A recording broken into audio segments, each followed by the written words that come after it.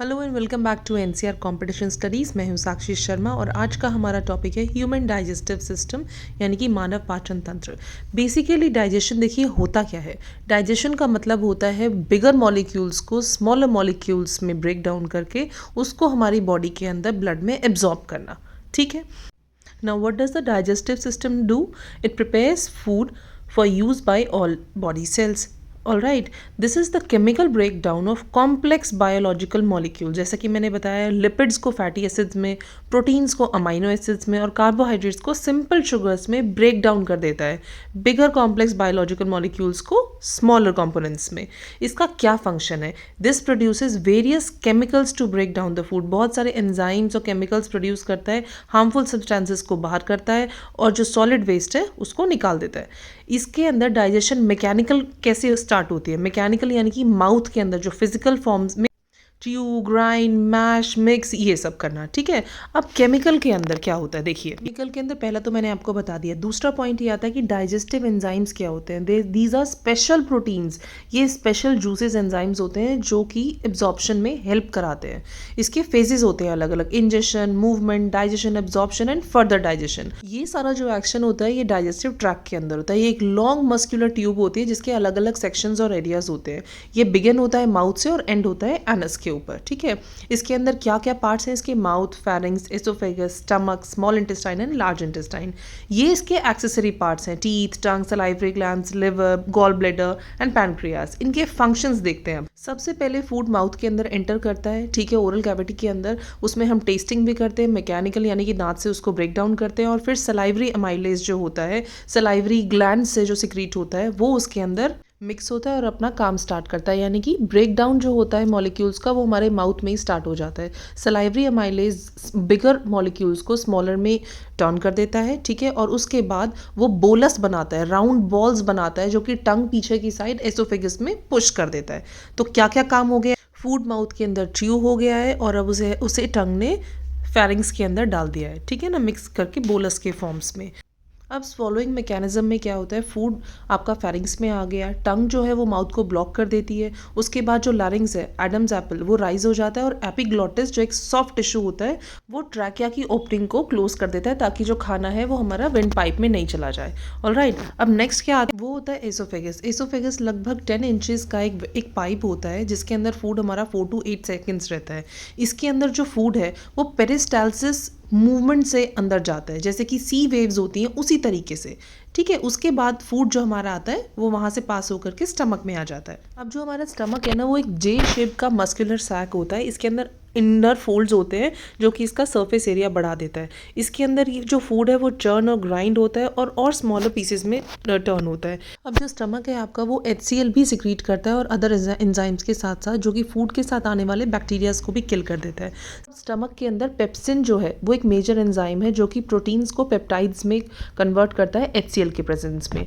फिर म्यूकस क्या आता है? म्यूकस एक लाइनिंग होती है, सॉफ्ट लाइनिंग, जो कि फूड को ल्यूब्रिकेशन देती है। गैस्ट्रिक जूसेस जो होते हैं वो बहुत स्ट्रॉन्ग और एसिडिक नेचर के होते हैं, उनसे प्रोटेक्ट करने के लिए।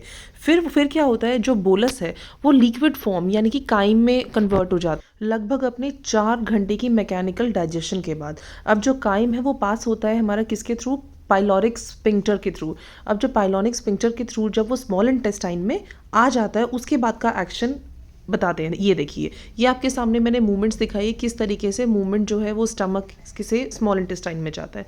और स्मॉल इंटेस्टाइन क्या होता है? ये एक लॉन्ग कॉइल्ड ट्यूब होती है लगभग 20 फीट की। ठीक है। इसके 3 पार्ट्स होते हैं। First is duodenum, second is jejunum and third is ilium. जो ड्यूडेनम है वो अपर पार्ट होता है, जेजुनम मिडिल पार्ट और इलियम फाइनल पार्ट नीचे का। ठीक है। ये देखिए इसके अंदर अब ये जो फिंगर लाइक प्रोजेक्शंस हैं इनको हम बोलते हैं विल्लाई।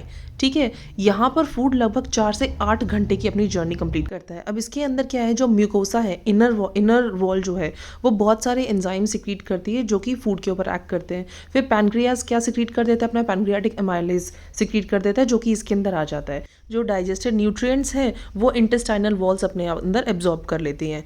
फिर एब्जॉर्ब मटेरियल्स जो है वो म्यूकोसा को पार करके ब्लड स्ट्रीम के अंदर मिलने शुरू हो जाते हैं। ठीक है। अब स्मॉल इंटेस्टाइन के अंदर फिंगर लाइक प्रोजेक्शंस होती है, उनको माइक्रोविलाई बोलते हैं हम। ठीक, इनका काम होता है इसका सरफेस एरिया बढ़ाने का। ठीक है, ये फोल्डेड होती हैं तो इसलिए सरफेस एरिया बढ़ जाता है, और जो उसके अंदर माइक्रोविलाई होते हैं वो क्या करते हैं, एब्जॉर्प्शन करना शुरू कर देते हैं, यानी कि फूड जो डाइजेस्ट हो गया है वो एब्जॉर्ब होना शुरू हो गया है, और उसके बाद जो बचा हुआ फूड होता है वो लार्ज इंटेस्टाइन में आ जाता है। इसको हम कोलोन भी कहते हैं। इसका लार्जर डायमीटर होता है, लेकिन ये शॉर्टर होती है, यानी कि बस 5 फुट इसकी लेंथ होती है लगभग। इसके अंदर वाटर एब्जॉर्ब हो जाता है मैक्सिमम, और फिर क्या होता है, जो सॉलिड वेस्ट बचता है वो बाहर जाता है। यहाँ पर वेस्ट जो है लगभग 10 to 12 आवर्स के लिए स्टे करता है। अब इसके बाद जो वेस्ट है वो रेक्टम में जाता है। रेक्टम के अंदर, लार्ज इंटेस्टाइन के अंदर सॉलिड वेस्ट जो रहता है वहाँ से वो एक्सक्रीट होता है एनस के थ्रू। अब यहाँ पे अपेंडिक्स भी होता है, लेकिन वो हमारे किसी फायदे का नहीं होता, that is an extra organ. ठीक है, अब हमारे एक्सेसरी ऑर्गन्स जिन्होंने हमें हेल्प किया वो क्या क्या रहे इसके। फर्स्ट आता है गॉल ब्लैडर। ये क्या करता है, बाइल जूस जो है वो मील्स के बीच में स्टोर कर लेता है। ये एक इमल्सीफायर होता है। ठीक है, इमल्सीफायर क्या होते हैं, जो कि फैट को वाटरी कंटेंट्स के अंदर डिसॉल्व कर देते हैं।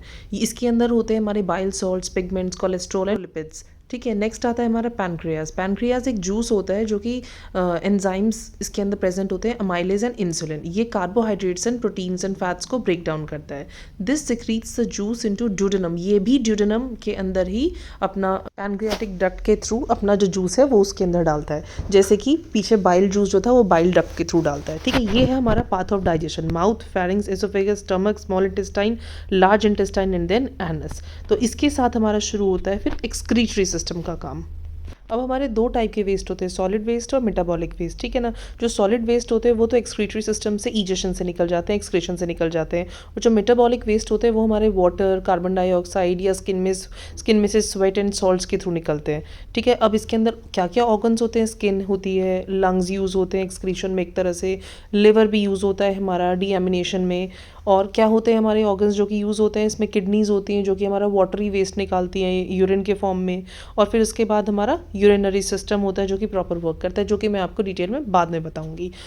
आई होप आज के वीडियो से आपके बेसिक्स एकदम क्लियर हो गए होंगे। सो प्लीज़ फॉलो कर लीजिए, सब्सक्राइब कर लीजिए, और don't forget to like and share. अब इतने अच्छे से आपके कॉन्सेप्ट्स क्लियर कर रही हूँ तो एटलीस्ट इतना तो सब्सक्राइब करना तो आपका बनता ही है, और अगर आपको कोई डाउट है तो प्लीज़ आप कमेंट सेक्शन में ज़रूर लिखिए। धन्यवाद, नमस्ते।